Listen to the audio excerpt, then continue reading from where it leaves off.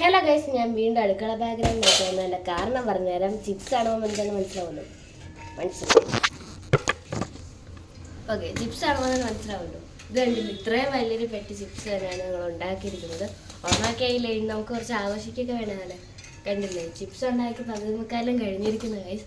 എന്നാലും നിങ്ങൾക്ക് ആ റെസിപ്പി ഒന്ന് ഷെയർ ചെയ്യാമെന്ന് വിചാരിച്ചാണ് ഈ വീഡിയോ ഇട്ടിരിക്കുന്നത്.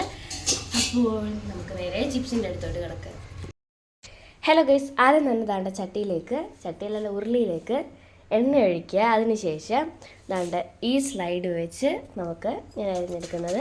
അപ്പോൾ അമ്മയാണ് ഇതെല്ലാം ചെയ്യുന്നത്. ഇതുപോലെ അരിഞ്ഞെടുക്കുക. അതിൻ്റെ ഇടയിൽ തന്നെ ഇത് ഒട്ടിപ്പിടിക്കാതെ ഇളക്കിയാൽ വേണം. ഒട്ടിപ്പിടിക്കാതെ ദാണ്ട ഇതുപോലെ ഇളക്കണം.